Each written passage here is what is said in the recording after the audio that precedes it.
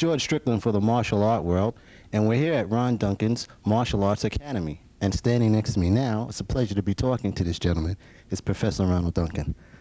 Professor Duncan, what is ninjutsu? Well, that's a question that everybody has been asking for the last 10 or 15 years. And without sounding too redundant, ninjutsu really is, to make a long story short, we can call it the art of endurance. The art of endurance, the art of totality, the art of courage, the art of everything. There's so many different interpretations for it. But the more commonly known interpretation of ninjutsu, that is the art of espionage and art of invisibility, assassination, and so forth. But to sort of cap it off, let's call it the art of endurance, to endure, because those people who evolved as ninjas in ancient time, during the field of Japan, were people who were forced out of political necessity to endure. And by learning how to endure, utilizing various aspects of philosophies and combat, they were able to endure and to be victorious and to survive. What style do you teach? The style that I teach is a style which originated from the many styles of combat of the Koga provinces of Japan. It's a collection of different systems and approaches of combat. Koga Ryu, you got to realize that we have what's known as the Iga system, which has become very popular, and the Iga system is broken down into various different trends of thoughts from various styles of ancient Japan. The Koga Ryu system will involve techniques as the Masaki Ryu, the Ginda Ryu, Nippon's the Sushi Ryu, the Naha Ryu, the Fuhi Ryu, to name a few. These are different art forms which one has to master and study to take up that slack, to make up that totality which is called ninjutsu.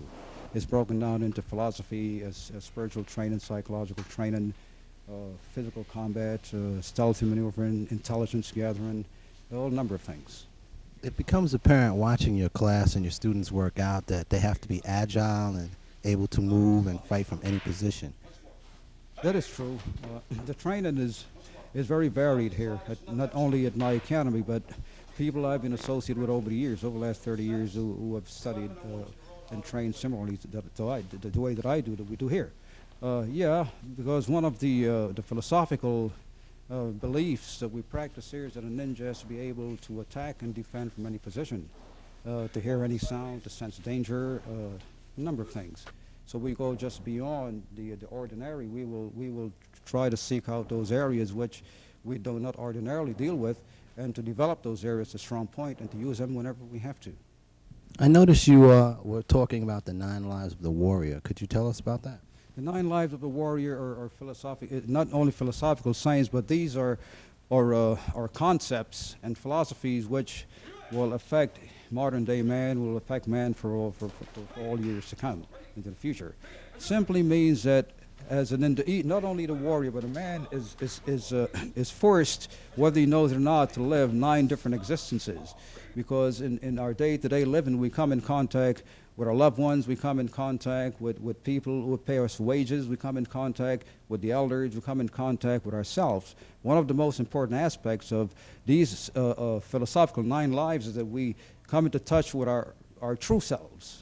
You see, that part of us that nobody sees or understands will ever see. And we learn to deal with ourselves from within and to develop from there. So it's broken down into 9 levels.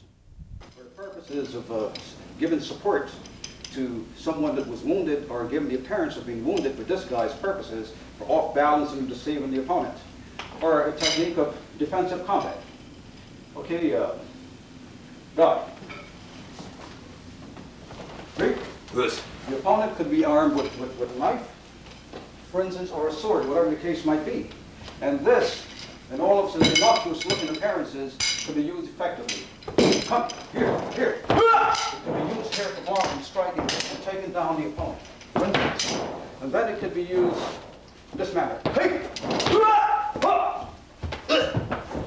As he fell, here, it became a flailing device to strike.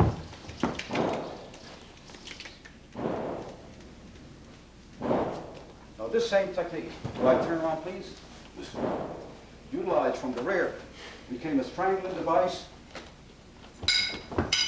Here, a dual strangling device, or merely a device watch it, put the knife down. The striking and wrapping around the man's face, or to wrap it around his legs to trip him. Used for the purpose of tying your opponent securely. In this position, tie him. Pin his arms and tie him. Try to pull away.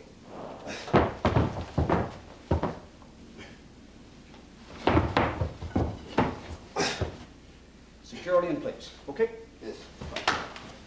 The way of the wind, tell me, describe a little bit of that. The way of the wind was a concept that was introduced to me years ago. In Japanese philosophy, especially where the Japanese are concerned, they feel that the wind is the strongest element. And most of the Japanese combative elements is based upon the wind being the strongest factor in transmitting energy and transmitting, destruction and transmitting, healing processes and all those things that has to be projected and transformed and handed down from generation to generations and so forth. The way of the wind, see, the wind has no definition. Nobody can define the wind. Nobody can actually see the wind. We can only, it is so scientifically complex, at the same time so simple. So the wind has deep significances and connotations where Japanese combative warrior art forms are concerned. A lot of people don't say it, but that's one of the basic concepts. The wind is the strongest element. And the Japanese, during the feudal time, and when speaking in terms of their combat and warlike activities, this is their element. It's not only Japanese, every culture has known this.